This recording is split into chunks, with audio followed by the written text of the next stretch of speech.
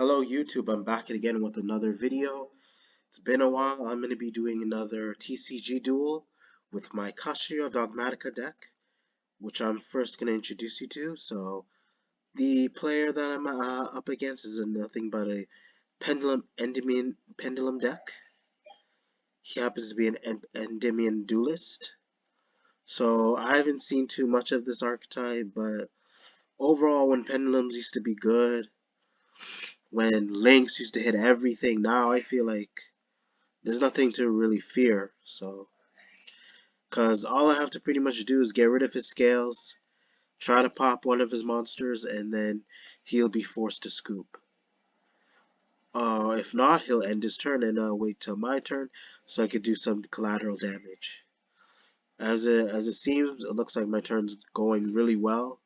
I have even normal summoned it, which I'm about to do right now for Ecclesia, and then furthermore, once this duel is over, I'm going to show you guys a glimpse of my deck profile. Since I already have Punishment, I might as well search for the Fleur-de-Lis. I already have Maximus. And from here, this puts me at a good edge. I'm already having the upper hand here, so the fact that I already have all of the Dogmatika cards that I need means I'm pretty much set for this turn. So it means I barely even bricked. So I can do so many disruptions right now. So he's gonna set his scale. His Magister is gonna get a spell counter, thanks to placing his chronograph. That chronograph loses effect. Special summoning Time Gazer from his deck. Hoping he'll increase his special summons as quickly as possible to help him pendulum summon even more monsters, as you can see right now. But not on my watch, unless I have any disruption.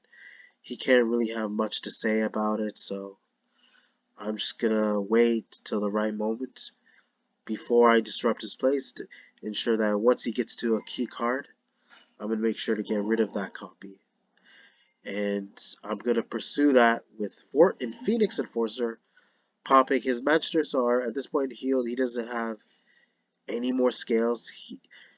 And then also all his counters along with Magister have disappeared. They have been removed since he's not in the field, so which is definitely the right play to make, if I say otherwise. So he's still getting cards from his deck, which seems to appear. So waiting for that. So this one seems is actually the more threatening Endymion, because it's the Servant, which allows you to special summon this card as well as one Pendulum monster with 1,000 or more attack from the deck. Depending on the number of spell counters, if you have 3 or more, then you can special summon it, and its other effect will resolve as well. But I will make sure that it doesn't happen. So I wanted to be able to delay his turn so that he doesn't be able to go into his Pendulum summon, because if he does, then he has the advantage. So on activation, I'm going to play Punishment. I'm going to send Entis. I'm going to pop his Time Gazer, so he won't have too much to summon. Entis' effect will activate, destroying his Magister. I mean the Mighty Master, sorry, of Endymion. So I'm not too sure what he's going to do with these scales. It's definitely not enough to help it, but if he can play his cards right, he can definitely go for a Pendulum Summon, because I'm not aware of what his deck is capable of since I don't have the entire knowledge of it. So let's get straight. So he has no choice. He's going to scoop. So moving forward, goes straight to the deck profile. And I'm actually playing 42 cards in this deck. Obviously, we're maxing out on Ash Blossom because it's a clutch. We're playing the Destiny Hero package, and for Dogmatika cards, we're playing 3 Ecclesia, 3 Fleur-de-Lis. I feel like maxing out a Fleur-de-Lis makes a huge difference, even though some people prefer to just see one copy, even though it's not a searcher. It is a special summon. It has a quick effect. It's just the fact that it just makes your Dogmatika monsters a lot more stronger and capable of actually doing some real damage. Something that most of the Dogmatikas lack besides this card. And our final Dogmatika card, we're playing Maximus because it helps us abuse the extra deck and just going in for more draws as well as potential like pitches that we could use to get rid of cards on the opponent's field or activate other effects, which makes the card useful because it gives you so many optional choices depending what you set from the action deck. And there are cards from the action deck that activate when sent to the graveyard. And for a Kashtira Monsters Max Out Federer, I would say this is definitely the best card. Pretty much Ken is always a problem every single turn. As you can look at its effect, if you control no monsters special from your hand, and during the main phase you can add one. During your main phase, you can add one Kashtira monster from your deck, including itself, which is something that's like very unfathomable that a lot of opponents will hate because it searches itself and has the same annoying disruptive effect. Where if this card declares attack, or if your opponent activates a monster effect, you can target one face-up card your opponent controls, banish it face down. And so the reason why this card's so busted because it's a quick effect, on top of the fact that they can't be able to get access to the card once it's banished face down. So they find other ways to be able to retrieve those card pieces. Kashtira Ogre, not the best one, but we play as a one-of because it helps us search for a trap. He has the least efficient in my opinion. Same thing, special if you control the monsters, adds a Kashtira trap for your deck to your hand. But if you attack, you excavate the top cards of your opponent's deck, you bash one of those cards that were excavated face down, and place the rest at the top of the deck in the same order. Apparently not in any order, but in the same order, so the effect doesn't be abused because it would be considered cheating. So for other final Kashtira monster in the main deck is Unicorn, which I think is essentially useful and really helps Fenrir to get able to access to it and abuse it even more. Is that you could add one of your Kashtira spells, which I'm going to get into. When this card declares an attack, or if your opponent activates a monster effect, you can look at your opponent's extra deck. If you do, banish one monster from it face down. And for Beast, for obvious reasons, because we're also playing Abkalone, which gets us Beast, allowed to pitch it to draw a card, and I'm gonna show you further after. So 3 for a bit of Droplet, very clutch, very useful. I'm pretty sure you guys are aware what it does. I don't need to explain too much. Just helps you get around certain monsters that may be in massive uses and prevent you from playing Yu-Gi-Oh. Just 2 Fusion Destiny because I feel the third is a brick. And you're just playing one Destiny Hero Browser, so you want to just increase the chances of seeing one rather than 2. Kashtira Birth, same thing. I was even having some thoughts as how many I was going to play. I feel 3 is very useful because not only does it allow you to normal summon level 7 monsters without attributing, it allows you to constantly special summon Kashtira monsters from your graveyard or banish them to the field. And furthermore, if your opponent activates a spell card or effect while you control a Kashtira monster, the crazy thing is you can target 3 cards in your opponent's graveyard, bash them face down, and although this card may be a brick, all of its effects are extremely useful. So there's nothing negative to say about it, but unless you don't draw to a Kashtira monster. Obviously, playing 3 Nadir Servant there's not too much space. Send a card from your action deck and be able to search Dogmatika monster from your deck or graveyard to your hand. And on top of that, you get to abuse the effect of an extra monster that was sent to graveyard by this effect. And to just let you know, you can not specify the extra deck, but you can before you activate the Nadir Servant. That's just to give you guys a heads up, so that you don't get so that way you can avoid the restriction. So you gotta specify the extra deck first before playing the Nadir Servant. And our last spell card that we're maxed out is Triple Tactics Talent.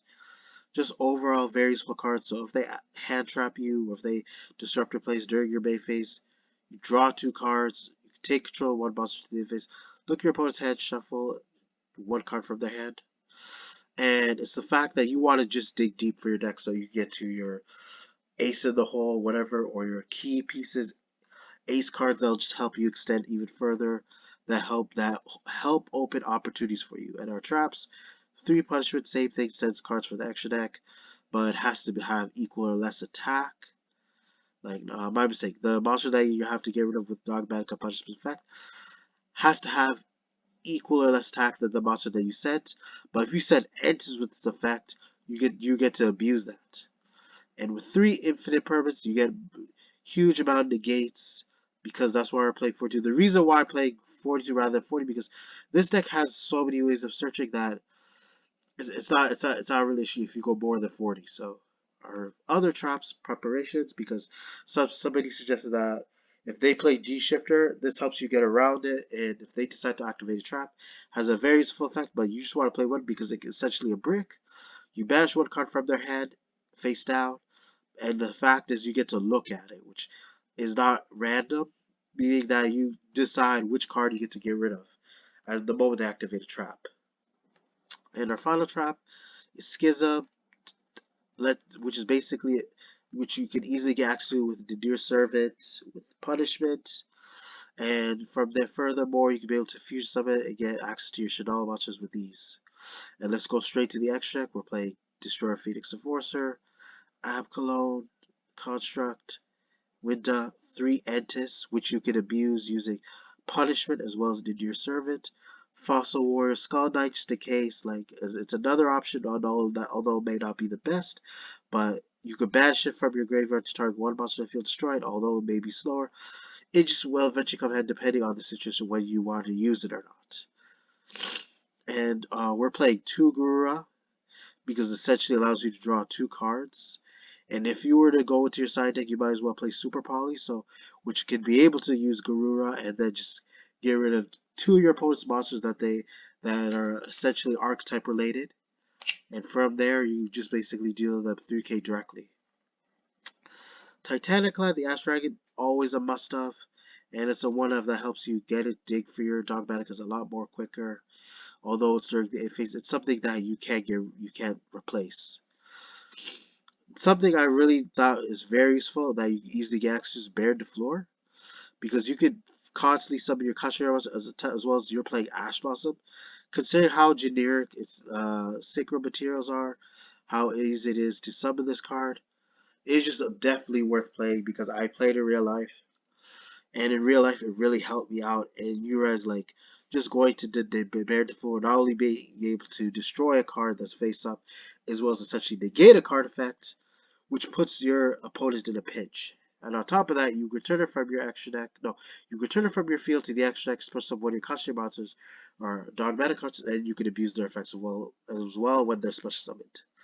Side frame, Lord Omega, same thing. You can abuse the cards that utilize the extra deck, and they base constantly infinite loop and return them, and that way there's really a hard time that your opponent is going to have to figure out how to try to get rid of the Omega while it's essentially graveyard, because they may not have too many cards that disrupt cards that are in the graveyard. So although it may not be a quick effect, they need to find some way to get rid of Omega in the graveyard, but a lot of times they're playing a lot of board breakers rather than disrupting cards in the graveyard. And our one of Synchro Monster that we're playing that we use for Nidir or Dogmatic Punishment, and I forgot to include Max. Pretty much Max is used for that. You pretty much use most of these cards for Maximus, so I forgot to include him. But overall, it may not be the best effect, but essentially, if one of your cards is destroyed by your opponent's card by battle or card effect, you bash this card from your graveyard, then target one card your opponent controls, shuffle to the deck.